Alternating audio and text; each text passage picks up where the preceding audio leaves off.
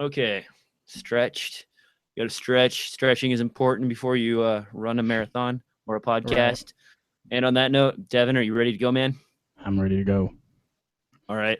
Audio's rolling. And in 5, 4, 3, 2, 1.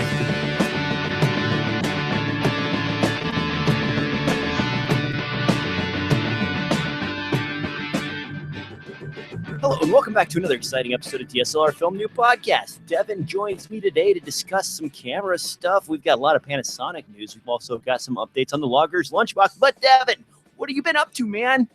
Oh my goodness, I've been working hard. Unfortunately, mostly just editing. I haven't been out shooting lately, even though the weather's been okay for Chicago weather, I guess you could say. Hot and humid, but at least not snowy, so that's always good.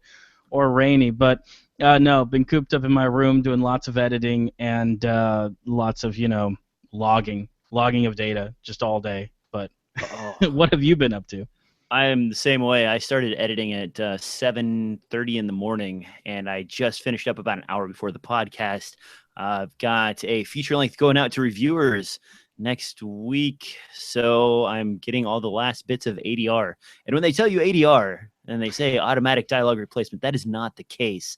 When you record someone talking, there's nothing automatic about it going into your timeline. You have to sync that crap up. People don't read correctly. They don't get their lines quite right, and you're there cutting and pasting and copying and moving. Unfortunately, there was an entire scene where the lav mics got some kind of crazy interference and there was hiss all over it. So all of those shots had to have automatic dialogue replacement audio done. So I've been doing that, going crazy in the studio, working on that. It sucks. Least favorite type of editing to do ever. Also a lot of motion graphics and stuff. But that's all I want to talk about with that, because I'm done with that. It's another time, another place. Yes. And now, if you don't have anything else, I'm going to move on to the news. Time for the news. Time for the news. Time for the news. All right, first up, I wanted to kind of brush up on the Panasonic GH4.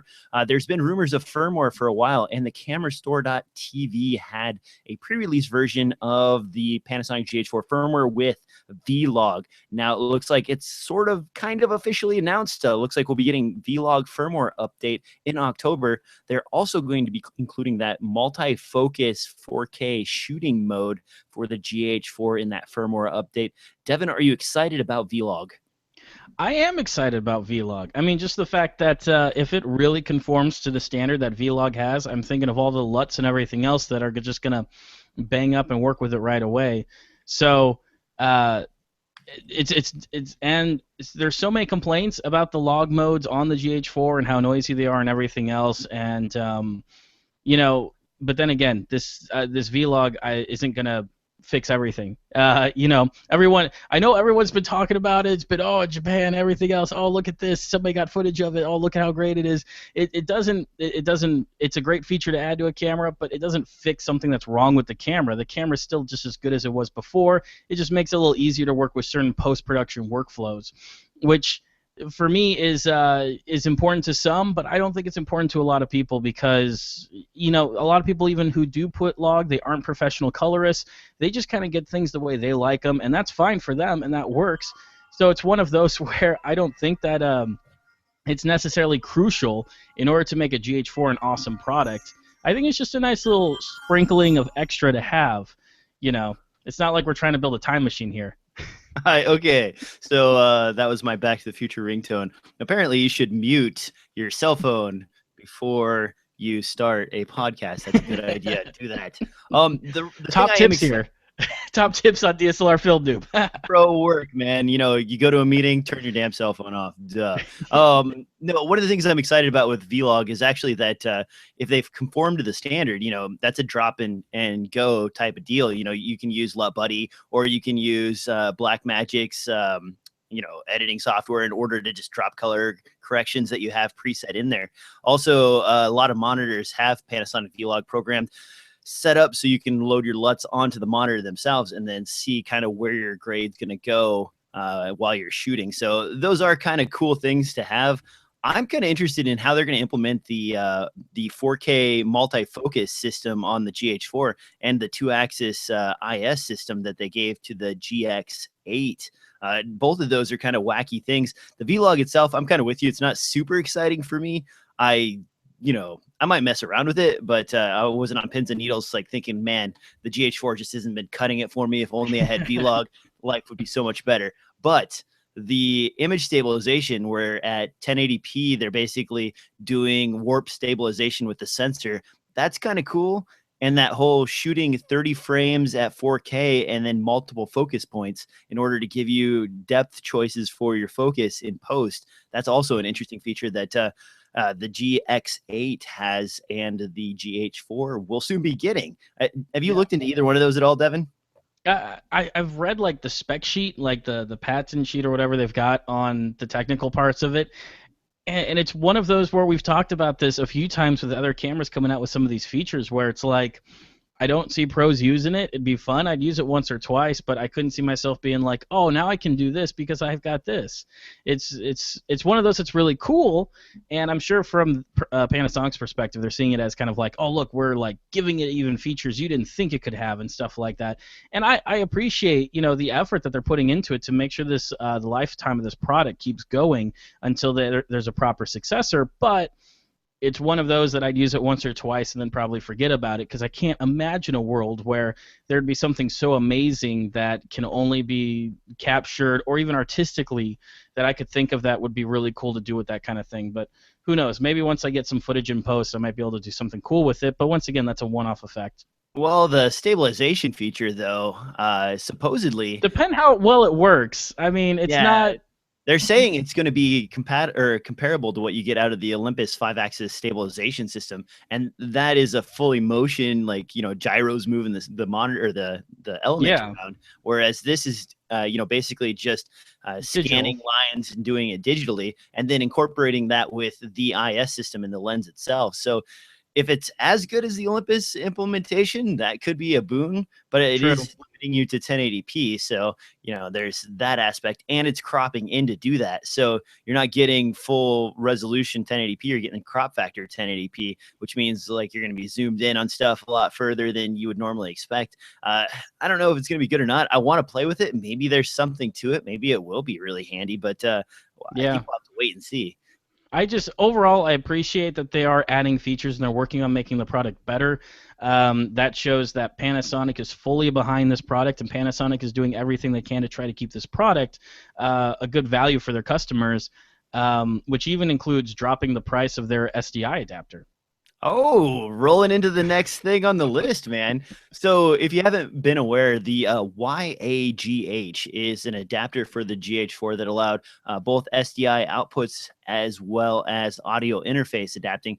The only issue was that there's nowhere to put batteries. So that unit wasn't very popular because you had to plug in a bunch of extra stuff in order to power it up and to power your camera up. Originally, it was priced at about the same price as the GH4, so $1,600. Now they have a combo deal on sale for $19.99. You can get the GH4 and the YAGH SDI adapter. Devin, are you excited about this? When are people going to actually use this, man? And people asked that when it first came out. I think with the huge price drop, it definitely makes it more approachable for people who've been on the fence. But overall, even even if you're on the fence, like what little item are you sitting there like, oh man, if only I had SDI connectors to my $1,600 GH4? It's only in the pro world. You're absolutely right. It's only in the pro world. It's only people who say, whether you say your entire college basketball stadium is all wired with HD SDI, and you're trying to find a way to hook up a stadium cam, or you're trying to hook up a backboard cam or something like that. This converts the camera that you've had sitting around so that it seamlessly injects into your system. Yeah, it needs external power. It's not something that, you can add a battery pack and take this mobile and everything else. But unless you're really going to use the SDI out, there's no reason to really even have it attached. A lot of people argued the whole having XLR inputs with the phantom power and the levels right there. And almost, I feel like if they just made that product for $300, ignored the whole SDI thing, they'd probably push a few of those units, because I'm sure there's plenty of people who'd rather just have an integrated solution for their audio. But the ability to not have a battery really hurts the whole idea of using a DSLR for video.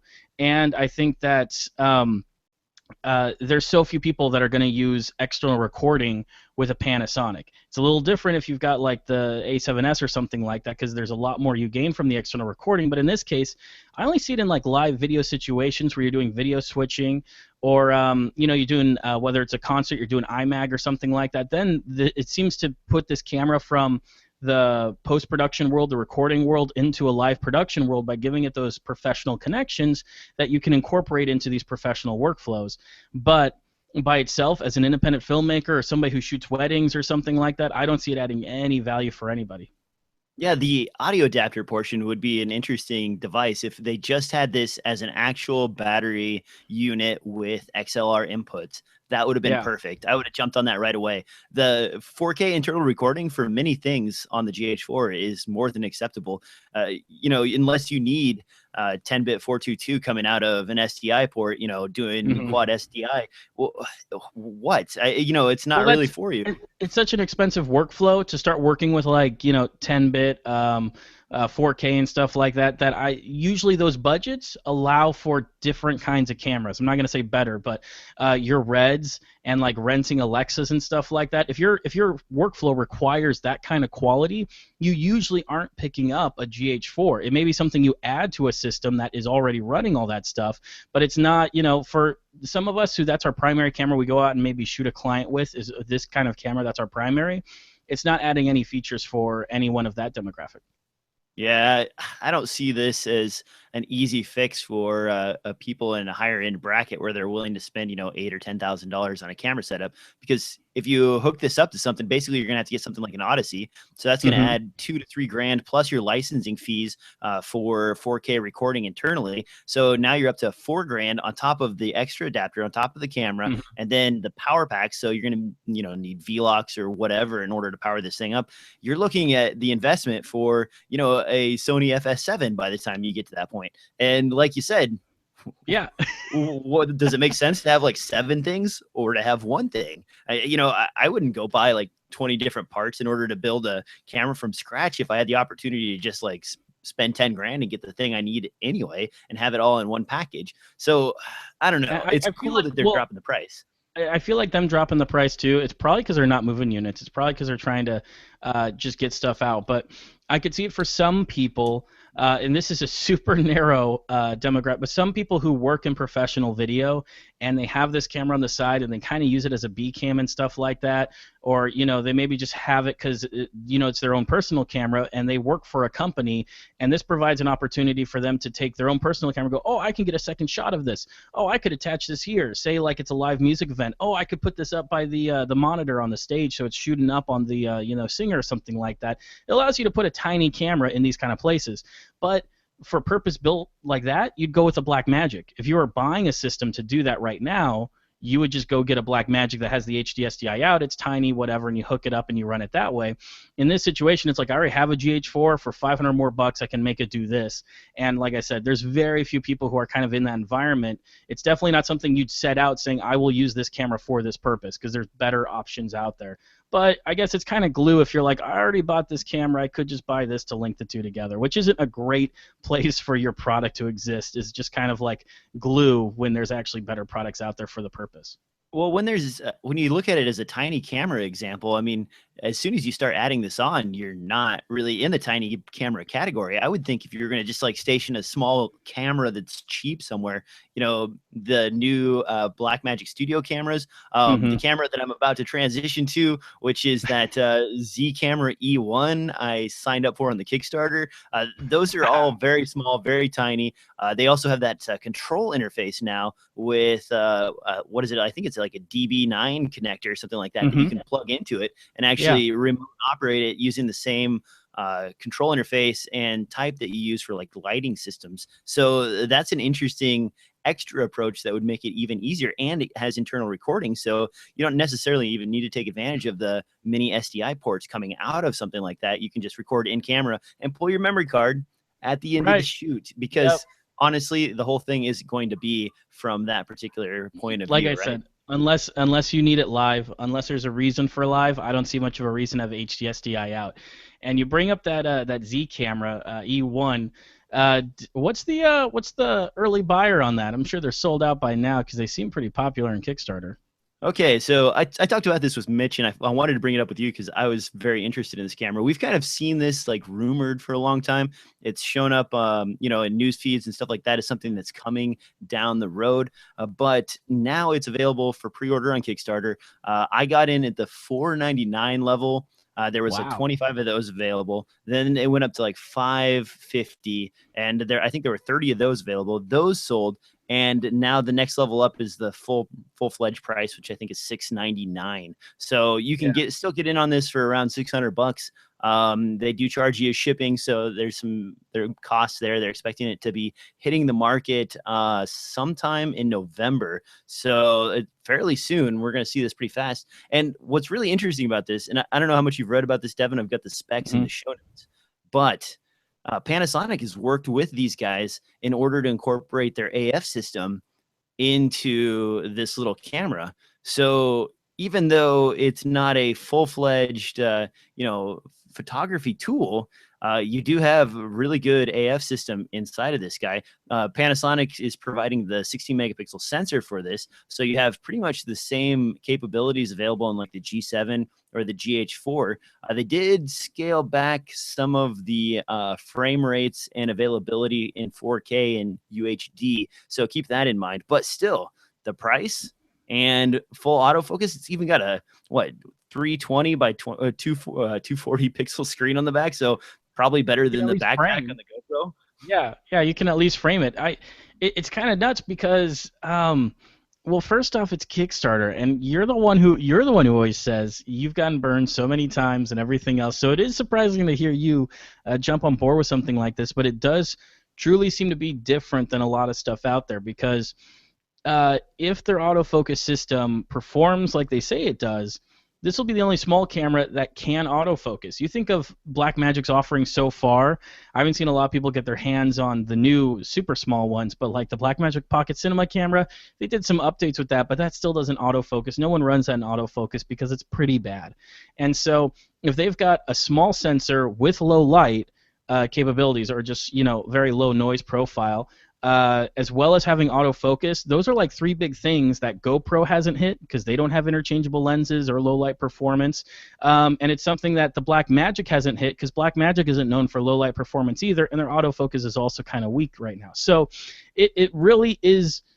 It seems well thought out that they know exactly what's missing from the small camera market, and they're doing their best to try to perform it. I'm waiting to see more footage. I'd like to see like raw footage straight off the card because the Kickstarter videos are so compressed. It's hard to really see what you get out there. But so far, it tickled me fancy. I think it's so far looking really great. They do have footage available for download. I believe there's some links in their question and answer portion of the Kickstarter. The other thing to note, and you did mention GoPro, is that the engineer in charge of this project was a former GoPro engineer that was in charge of their design and product update cycle. So he it sounds like from just reading interviews with him, he kind of got sick of GoPro not jumping to a new type of camera and still sort of working off of platform. And that's what drove him to this. And it's really encouraging to see that this is an off-the-shelf Panasonic MN34-230 sensor system on here. So, that's the one that's been in all of Panasonic's latest Micro Four Thirds releases. It's well known. It's a good sensor. It's good to 1600 ISO. You're not going to have the same like question marks that you get with Blackmagic cameras. It probably won't start on fire, for example, or it won't have the crazy purple blockout problems or other filter issues that have plagued these cameras in the past. And it's half the price. I normally don't jump in on Kickstarters at all, but this product has already been out at NAB. People have got their hands on it, been able to mess around with it. I talked with Mitch quite a bit about it because he met and interviewed the guys that are working on this, and he got to play around with it. And after talking to him, he's actually, I owe him a good solid there because he emailed me right away. He's like, hey, their Kickstarter's going up in about 15 minutes. And so I hopped over there and got on. And as soon as the first news articles went out on it, all the early bird specials were sold out. So I'm interested to see how this turns out. This may be a replacement for the Olympus Air that I was previously on pre-order for. I still am on pre-order, Right. actually. But Yeah, it is still pre-order for you, huh? I thought they were. I thought it was like this week or last week they were gonna start shipping them. yeah, When's the they were shipment supposed to date on that? start shipping last week, and they pushed it back, so it probably won't be shipping until the beginning of next month. Mm.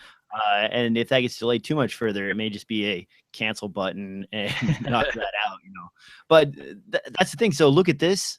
Now think about the Olympus Air. What do you get out of that? Well, you get 1080p shooting. You get an M4 III sensor from Olympus. You don't have any image stabilization. AF is laggy because it's all done fly-by-wire via an HDMI interface to your phone. Wi-Fi isn't exactly the best. Whereas this guy, it does have those controls as well, but it just has straight Bluetooth as well as its own screen and interface system. So you don't have to necessarily rely on your phone alone to operate this thing. And it's still in that same form factor where it's basically just an M4 III sensor on a little tiny box, and that's it. So for me, man, this is like throw your GoPros down the sink, put them in a blender, and use these from now on, especially at the price. Look at a Hero 4 Black Edition. What's that run? About what, $499, $399?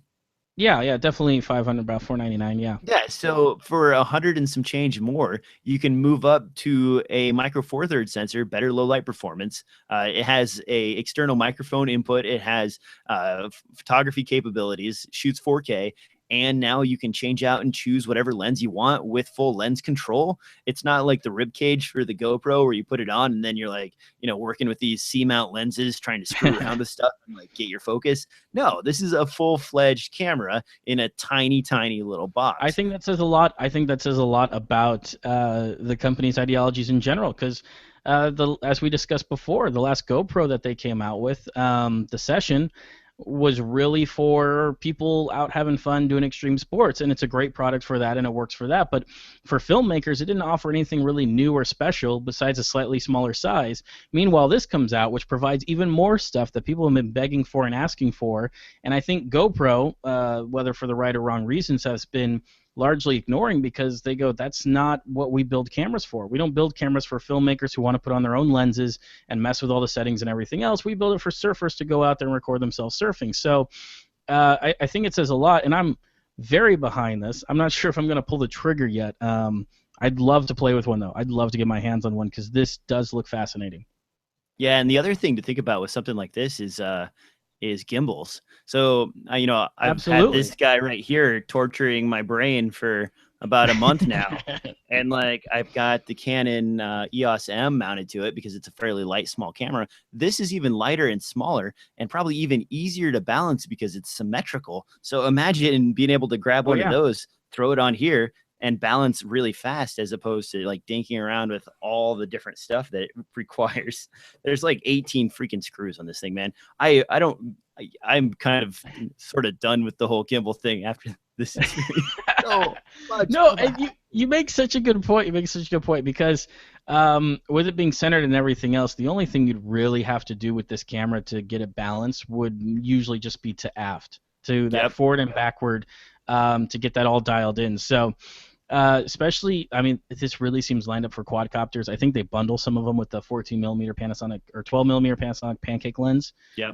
So it looks like that's exactly the market they're going for. Gimbals is right on that market too, and that brings the entry price for someone who wants a gimbal look, who aren't frustrated like you with trying to program one yet, who haven't learned the pains of running a gimbal. It makes it perfect for them, because they can get a really light one, like I think Dave Dugdale for a while was showing some of those handheld gimbals with super light, super small cameras and stuff like that. I've seen people talk about those, and those seem light enough that it could work on one of those handheld gimbals rather than the big rigs that you normally put your GH3 on.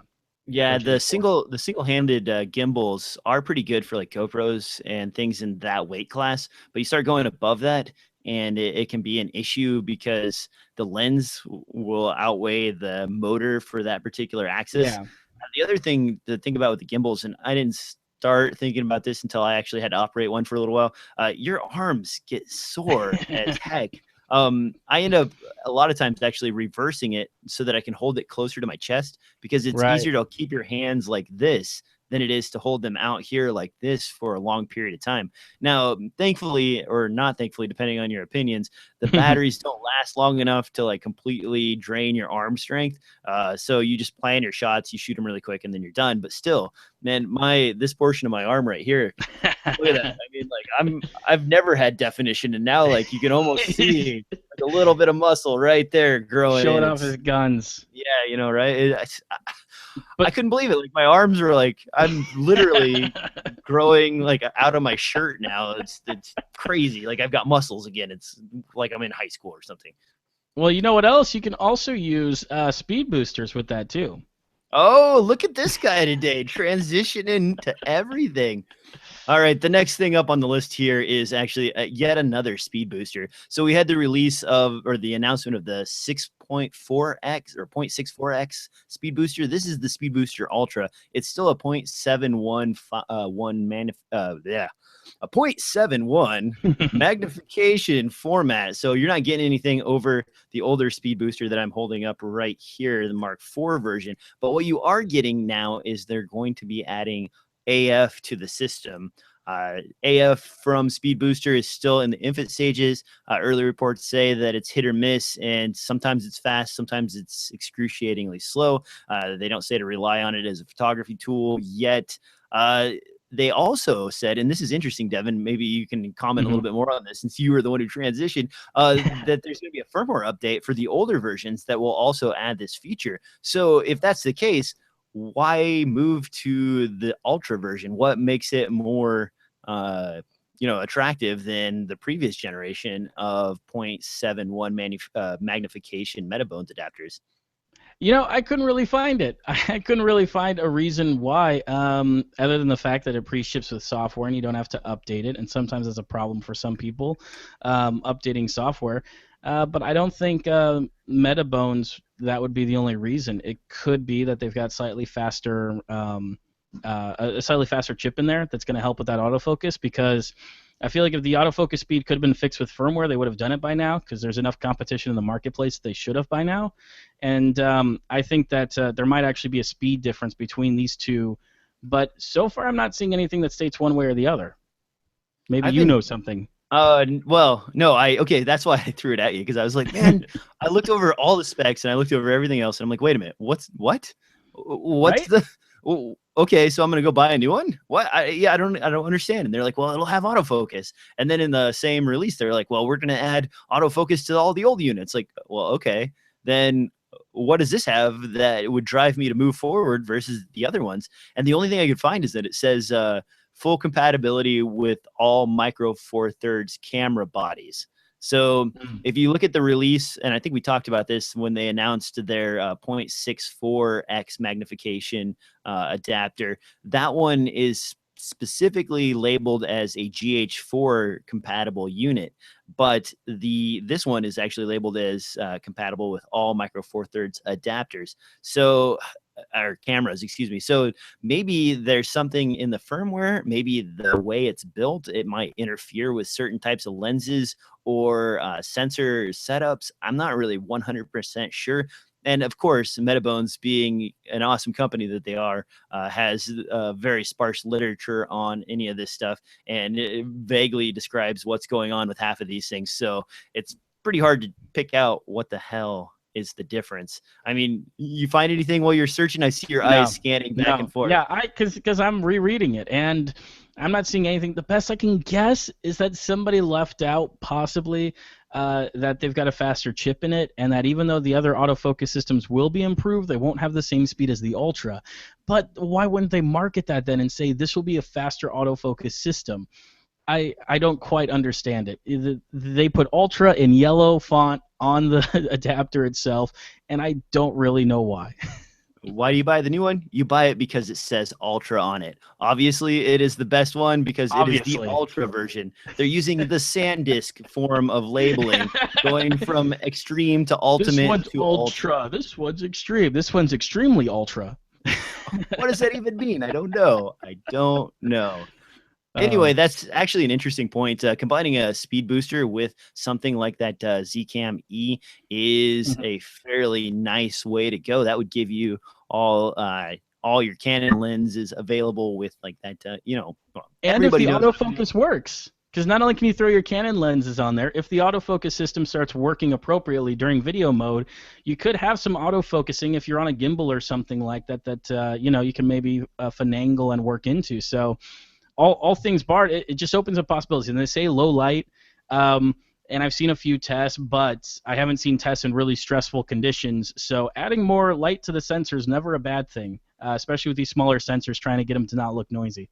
Yeah, the low light demonstration was like, here's Vegas.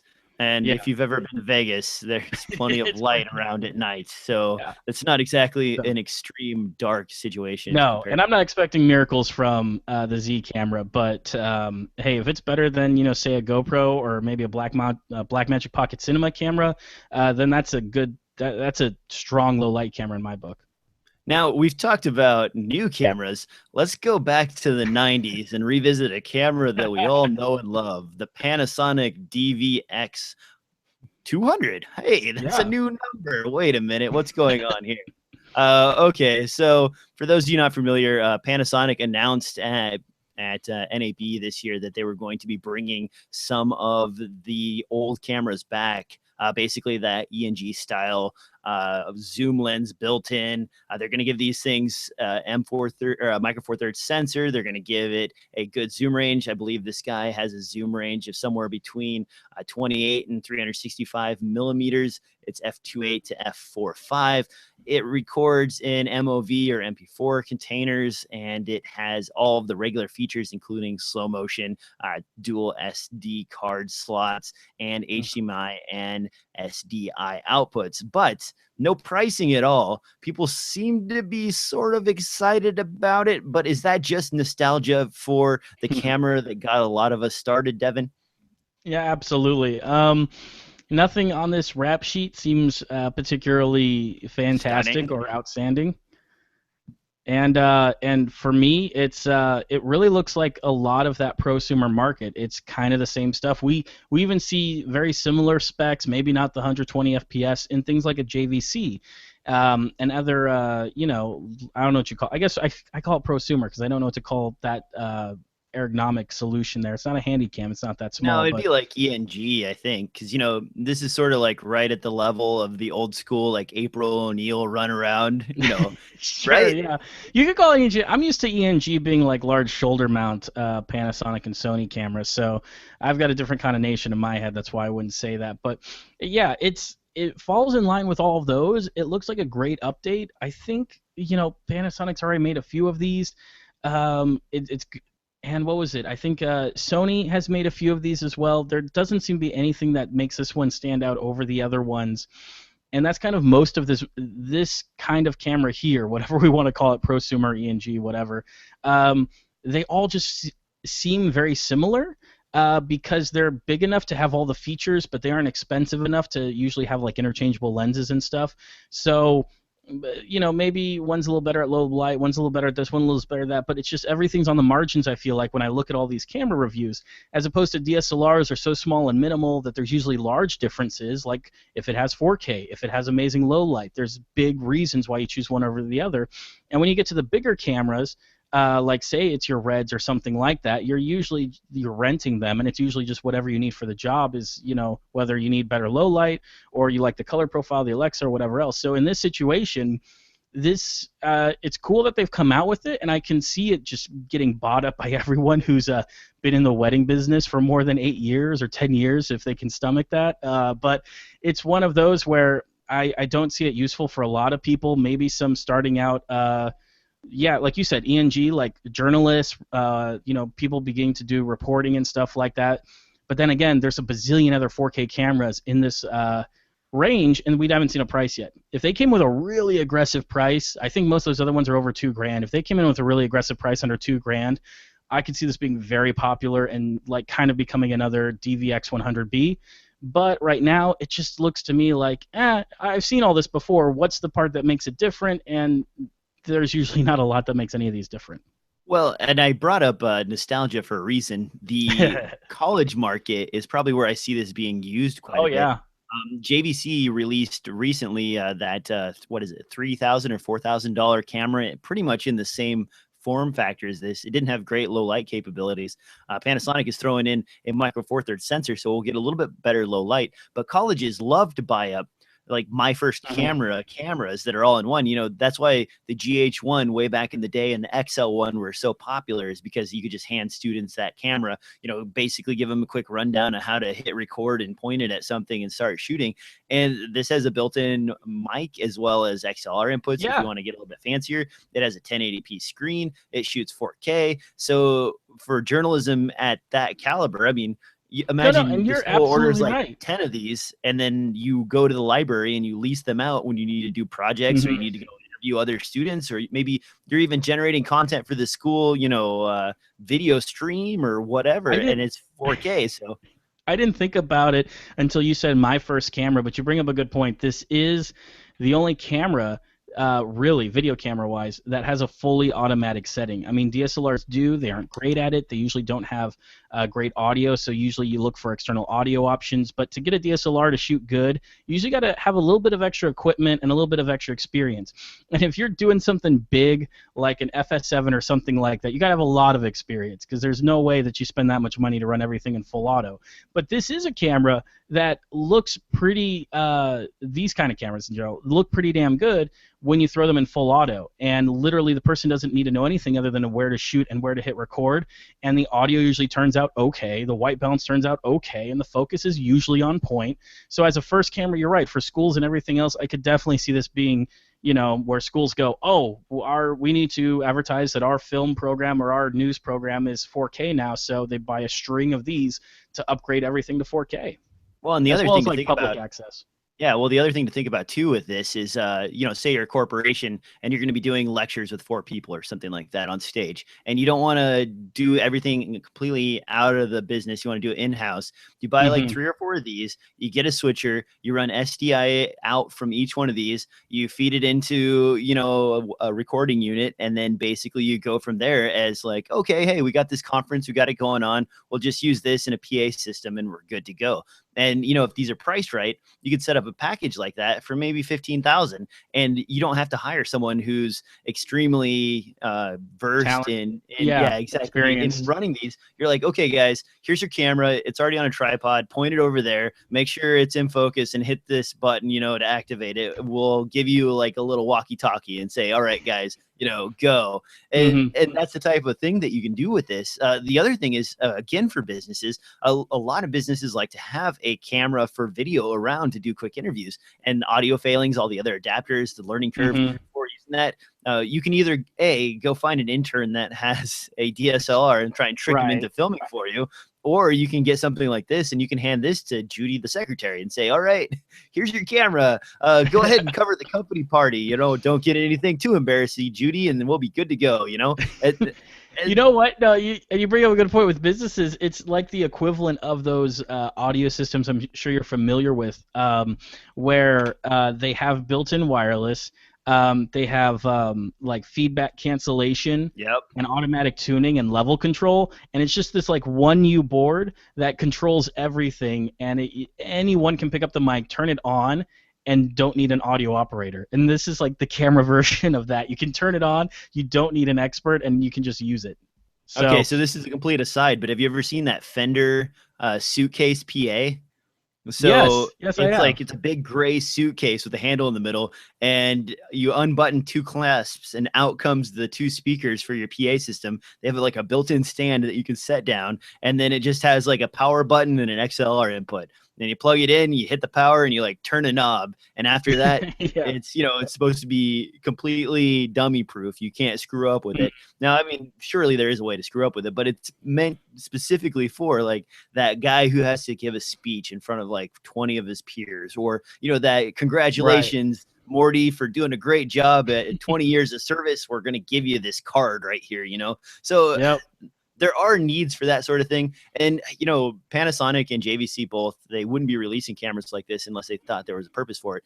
And you look at this too, also think about the XC10 from Canon. You know, what is that? That's basically this sort of setup as well, only, you know, maybe a 1-inch sensor, I think, is on that unit as opposed to a micro four thirds sensor. So Canon obviously thinks that there's a market for some kind of 4K all-in-one XLR adapter shooter. Panasonic's releasing one, JVC. There must be a fairly decent market for this sort of thing still out there. And I mean, to be honest, going and working with businesses on a regular basis, you will run into the AV guy that does have something like this in his toolkit, in his arsenal, as like hey, go film this really quick for me. And it's the stuff that's just for internal release or whatever. It's not stuff that's going to be going out. And schools and universities. I've been to a few large, stadium school, like in-house theaters and stuff like that, where the back of the AV room, they just buy one of these because, hey, we might need a video camera for this. If something comes up where they're like, oh, we need to record this. Well, we could hire somebody. It would cost this much. We could buy a camera and have one of our AV students just record it. So they just buy the camera. So there's always one of these that's sitting in the back of an AV closet. So people definitely buy them, even though they, some artists, DPs may find them restricting in some ways. There's still, I think, definitely a market. And you're right. You brought up the Canon thing. That is basically Canon's version of one of these things. It's a little bit smaller, or for better or for worse. It basically is the same thing. It's an all-automatic handy cam that you just turn on and hit record. All automatic, man. That is the wave of the future. Let me tell you right now, I'm selling it. Let's go get some. Now, speaking of selling stuff here, I want to show this off because we found this on the lovely internet here the other day. Really? Look at this right here. Look at this guy. Look at him. He's right there on the front page holding his Logger's lunchbox. Devin, I kind of been wanting to get a follow-up for you on the Logger's lunchbox, and this is the perfect opportunity to tease you a little bit while asking you how that thing is going, man. Where are you at with the Logger's lunchbox? I've been a big fan. I have not yet got the V-mount that I've wanted to get. To be honest, I haven't really had battery problems. Having one of these Sony BU P60s or whatever, if I've got that wrong, BPU 60s, is really does last. I found for like my GH3 as well as wireless audio packs and stuff like that, probably gives me like 4 hours, which is mostly of what I need. The big thing that they just shipped out actually was a new handle, which they promised a lot of people, which apologize again for the people who listen to the audio version of the podcast because I'm going to do a visual demonstration here, but they went ahead and added actual very serious bracket to this with a pull pin. Okay. So you can actually pull the pin out, and then they've got 3 positions, but you can mount it upside down too. So it's kind of like you got 6 if you're willing to unmount it and remount it, which I know sounds weird. I'm going to get more pictures of it and stuff like that. But this guy here, if you look sideways, it's just a big chunk of drilled, probably aluminum is what I'm guessing. And it's exactly what I'm looking for because I can then take the entire rig and hold it by that one handle. And I feel completely comfortable doing that. So it makes it a lot easier to pick up and off the shoulder. It's kind of exactly what I was looking for. When they're like, it's really rugged, I'm like, yes, and it should be. When their front handle swivels on you, you're like, I don't feel like I could pick this up without grabbing the top handle and all that kind of stuff. It doesn't feel easy to manhandle like an E&G camera. And this definitely went ahead and fixed that, as well as they also sent me out free audio adapters because for people with a GH3 or GH4, they shipped out the wrong audio adapter. So I appreciate that. It shows that they're definitely responding to people who are using their rigs.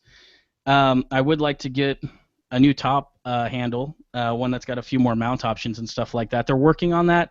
I don't know how far they are with it. So far, for me personally using it, though, it's not as front heavy because I roll it really back and I use an EVF. If I didn't have an EVF, it probably would feel pretty front heavy to me because I'd have to push the camera forward to see the screen. Like I said, they've said a V-mount would probably fix that, and I'll figure that out when I finally get my V-mount battery back from a buddy of mine and I go ahead and get the mounting option for that. But for all intents, it seems to serve its purpose. Once again, it still seems a little heavy. I don't really notice as much of a balancing problem as I thought at first, but it's to me it's still a little heavy. But all things considered, it does the purpose it's supposed to, and so far the audio's been really great. I haven't done like the proper calibration test because I haven't used it for a client yet. As soon as I get those tests done, and I'll probably start using it with a few clients too, I got to upload those, and I got a ton of stuff I need to review on that. It's been a busy week of work for me for this past week, so. How do you feel about the audio unit on there? Have you been messing around with that at all? Does it Yeah, sound good? Like, is it high quality? I mean, I know they talked a lot about the circuitry they're going to yeah. be using in there and like how they would isolate the traces and keep things apart and hmm whatever. It Does it stand up to good criticism? it's like I said, there's a few listening tests I want to do right now. I know it's miles ahead of an H4n. I like to do that as a benchmark, even if it's not a very good benchmark, because the H4n is pretty noisy. It's miles ahead of an H4n, so it's definitely better than that. I want to compare it to some of the older files I've recorded with the iRig, using that as an adapter, following one of your tutorials that I saw online, using an iRig as an adapter for XLR straight into my GH3. I want to kind of compare with that, see how the GH3 records it as well as just pump that audio straight through that into a proper DAC, not even necessarily a camera, just to try to get the best recordings I can. And they talk about isolating it. I really want to put that to the test by plugging everything I can into the power bank, all kinds of weird Chinese video monitors and stuff like that into the power banks, and see if they have any influence on the audio, because you never know when something like that's going to surprise you. You're out on a shoot, you're like, oh, I'll plug in this video monitor, and then because of the power system, it's then causing interference on the audio channel. So there's a bunch of stuff like that that I want to do and really put it to the test. Like I said, I've got probably about half of the testing done. I have a third of like kind of like the article or so, if you call it that, written.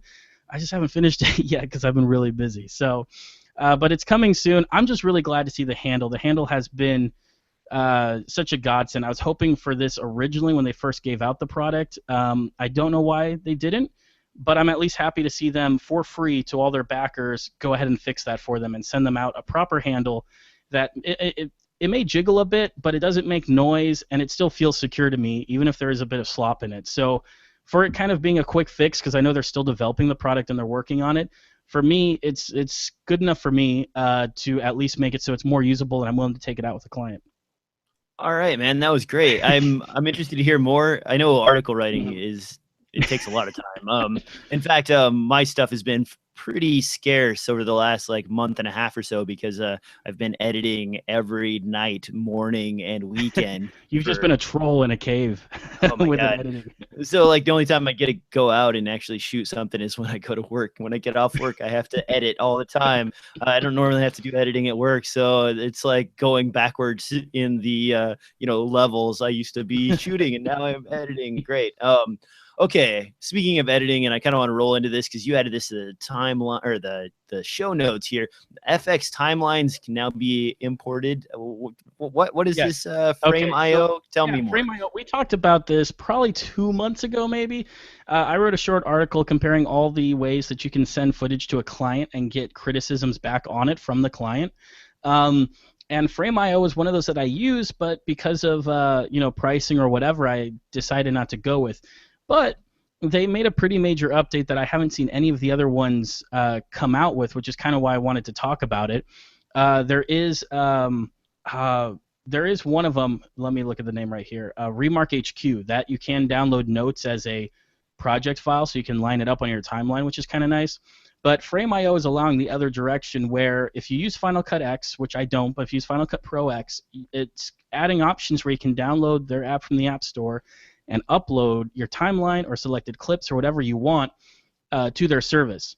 So it's one of those that I just mentioned because I haven't seen this on any other of these services where you send footage to clients and you get comments back.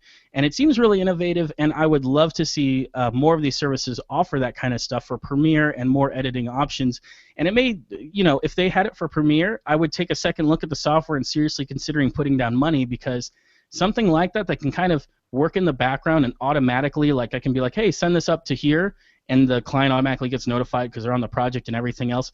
That saves me 5 minutes of work after I'm done rendering something, of uploading it, sending an email, and everything else that I normally do with this stuff. So I mention it because some people may be of that, may find this is the exact feature I'm looking for.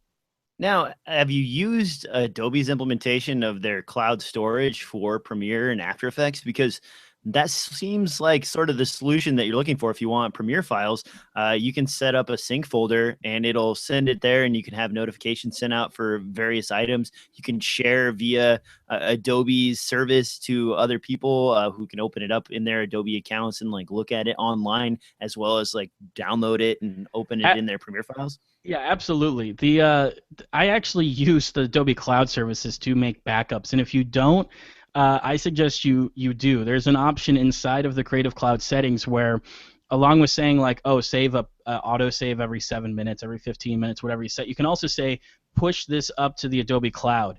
So even if something happens and the project files become corrupt somehow, or the flash drive that you are using becomes corrupt, those project files are still up in the cloud. And if you still have a backup of your raw original files, which you should, you can put the two together and remake something after a total hard drive catastrophe. So I enable that option because the project files are tiny and you can throw millions up there before you'll fill up with space. As for using it as a delivery method, I don't, because I want something easier on my clients where they click a link, they don't have to sign in, they can just type a name and then start commenting on the video and start watching the video. Adobe like wants some kind of account. There's like hoops you jump through. It's kind of like the first time I was trying to use Google Drive, where if somebody wasn't signed into Google and I sent them a Drive link, it would just show up. But if they were signed into Google and they clicked on my Drive link, it would say, would you like to sign up for Drive? It's little things like that that I really hate that some companies jump into to try to get people onto their service. So that's why I haven't used Adobe. Adobe does have some great collaboration tools if you're working with other people editing and stuff like that. And like I said, it is absolutely the best backup tool because it's completely automatic. I don't have to think about it. I don't have to save it in a certain folder. My Premiere project files will just save to the cloud simultaneously, and that's good enough for me. So I had a client a couple months ago, and they considered themselves to be fairly technologically savvy. And they were like, "Hey, can you send me my files in split RAW files or RAR files in email format?"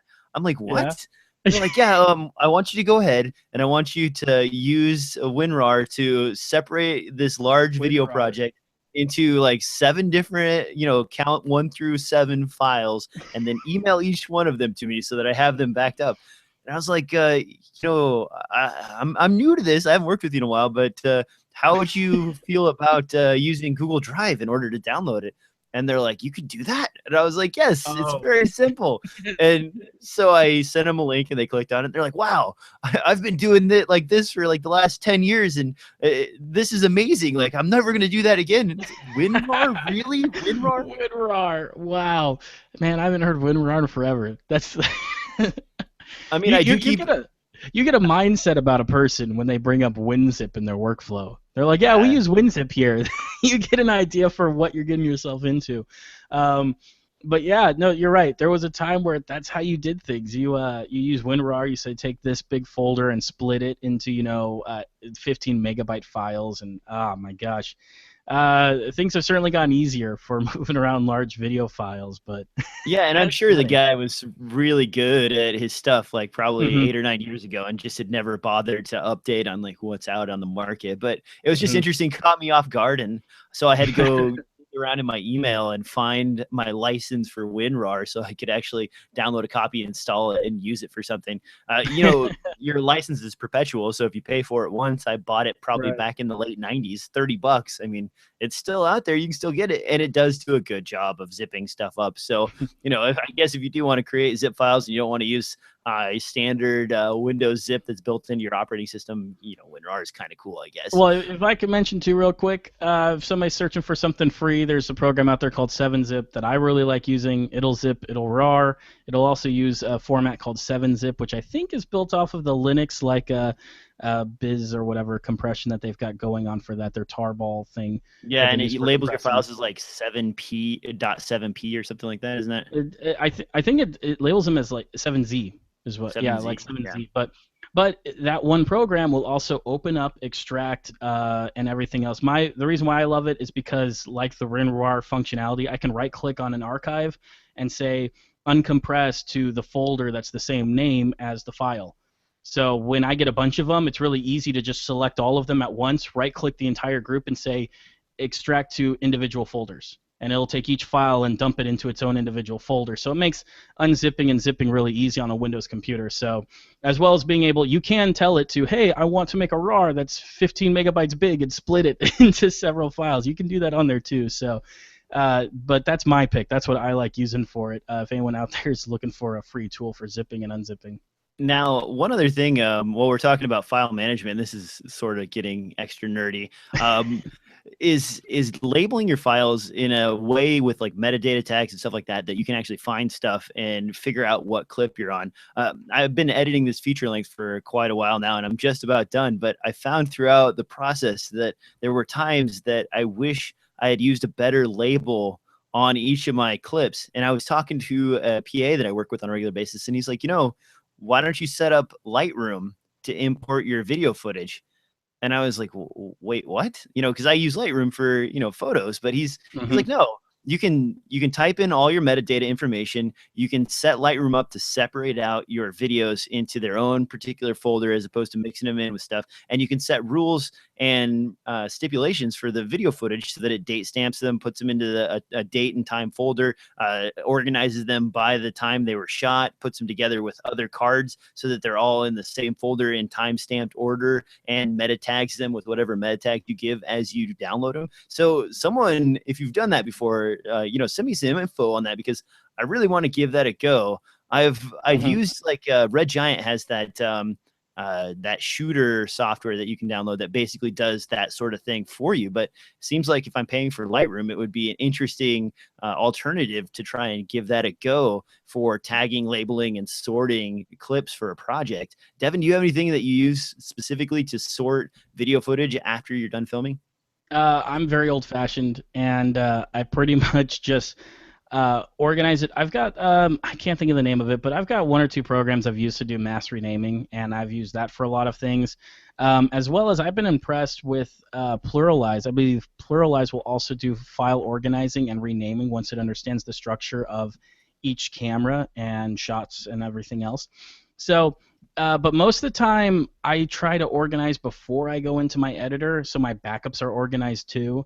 It just makes everything kind of easier too if I need to send somebody a grouping of shots or something like that. So for the most part, I haven't really adopted like a whole meta tagging system or anything like that. I mostly just kind of go, hey, there's this camera, or I'll sort it. Usually I sort it into dates. Usually it's a multi-day shoot, and it's easier if it's just 2 days or 3 days of shooting. I'll organize it into dates, then organize it into cameras. And then organize it into scenes if it's required. When it's a longer thing, like shooting a web series, then usually there's already a structure because you're going by episode, scene, and whatever, and then cameras within that and audio files for that. So, it seems silly because there's so much legwork before you get to editing. But when you're halfway through a project and you need to go find this one thing, it's just worth it to do it up front and get it all done while it's fresh in your head and you know where everything goes. Yeah, and I have a method for sorting, but basically what I do, and I've done for a long time, is when I get onto a shoot with a multi-camera setup, I reset the name or the number count on each of the files to 0. I go through each camera and I label the labels for the files that are written with something that makes sense for that particular project, and it counts from 0 up. So as both camera operators run the cameras, they count up at the same frequency. So you know that like if this camera has clip number 27 and this camera has clip number 28, they were shot probably either at the same time or within 2 shoots each other, so you can get sort of to the right spot. But where I ran into problems is I did that for every time I went out and shot on this feature length, and now I have folders that are labeled like scene 1, and when I'm sharing a project file back and forth, it goes to relink these, and it says, oh, I found a file that was labeled, RXT7-001, and there's 4 of them or 5 of them. And so then which one is it? Well, I don't know. Like, okay, click on this one. Oh, shoot, that one's not long enough. So now you just have empty space in your timeline, and it wasn't the shot you needed anyway. And I thought it was being really clever labeling these like this, and now I realize there needs to be something like another step after that in order to distinguish them. And maybe I'll add it to my camera labels with like an extra number or letter like ABC to sequence them through, but I need to do something because it was a pain when I would send an edit out in the project and the project would come back and I would try to relink the stuff, the assets, because of course, they don't have the same exact file structure I have. So they link the assets. Then I get it back and I'm trying to link my assets and I've got them labeled as, and it's 01. I've got 20 files labeled 01. And it's like, which one is the 01 I need, And I got to figure it out. But man, that just slows you down. That took an extra 4 hours of just dinking around with imports trying to figure it out. So any suggestions, solutions for large file management of that nature, let me know. I'm interested to find out. I don't do feature-length films all the time. And in the past, I've had the luxury of somebody filing and taking care of all of my footage for me. This is my first foray into managing my own footage. So yeah, that's a lot of crap to lose. Yeah, it sucks to get into that kind of thing halfway through a project. Yeah, it is my fault too. It was poor planning. Like I was like, oh yeah, we don't have because there's a guy named Steve that used to follow us and take care of those sorts of things for us on a regular basis, and he couldn't make it to 4 or 5 shoots, and I was like, well, no problem, Steve. I'll take care of the labeling. And I'm like, oh no, what did I volunteer myself for? This is bad. This is not good. Don't let DJ do that. All right. Speaking of bad but not good, I got one last thing in the show notes here, and we talked about this last week with Mitch, and I wanted to bring it up with you. The MoPro 7 from Lilliput.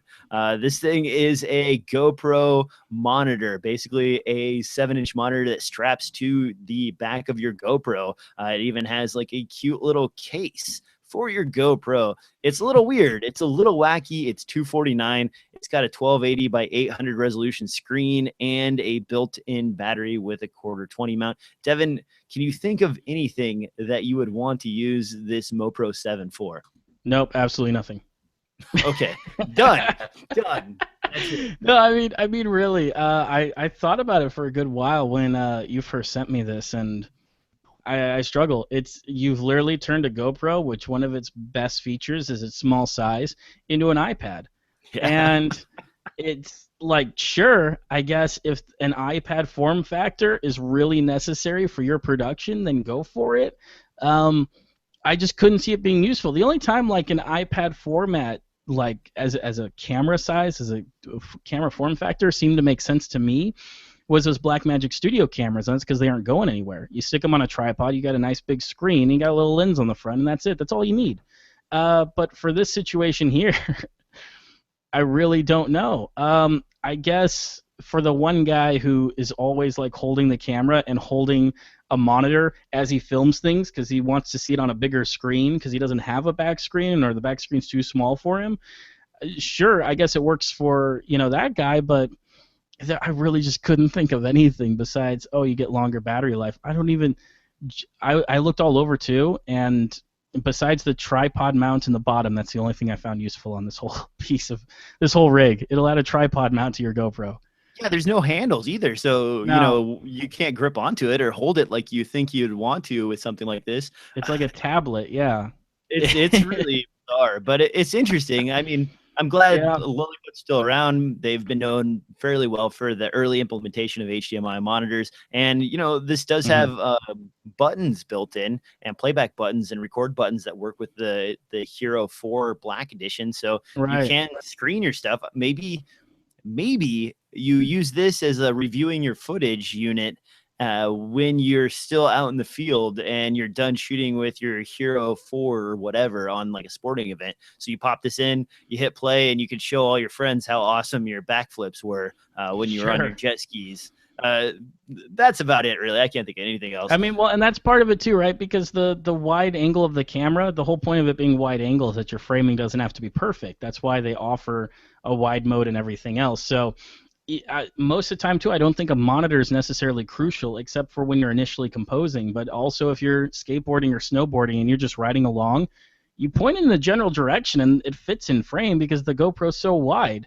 So it's like the monitor, and even a huge monitor, I don't think is crucial to the way people use a GoPro. So I'm not sure what this adds, but I'm sure Lilliput has had a few people say, you know what I need? I need a really big monitor attached to my GoPro. I need to really see what I'm doing here. And they said, we can do that. Yeah, and this looks like it's using one of their other IPS panels with just a backplate. So in that case, like the cost to bring it to market is just a mold injection for the backplate and a couple of controls.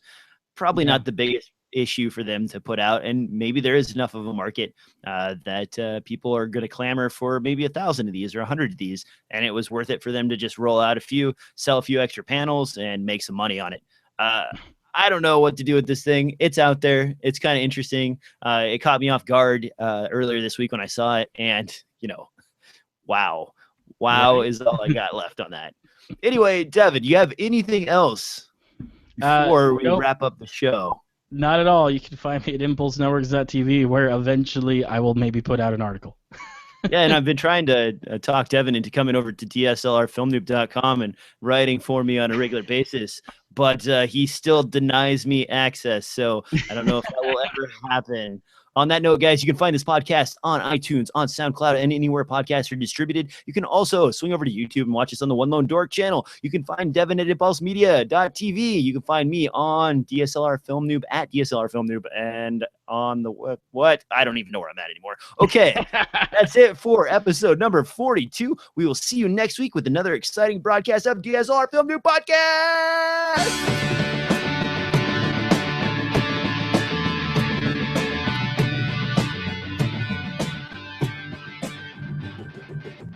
I don't even know what I'm up to, man. I'm just getting a little wacky here. You're getting woozy. It's too much staring at a screen. I get like that too. I know. You start to go stir crazy. I don't want to say I go crazy because I'm mentally stable. Everything's fine. Don't worry about it. But it's just, you're sitting in this chair all day long and you're doing nothing but editing, and you just want to like run up, jump, do jumping jacks. I don't know, move around and I'm going to go do that next, actually. That's what I'm going to do after this. All right. If you're still watching this, that's it for Devin and I. Unless you want to say goodbye, Devin. Goodbye, Devin. Oh, he did the joke. He did the joke. Yep. Go check out his face at the Logger Lunchbox website. That makes me smile every time I see it. All right. I'm stopping the live show.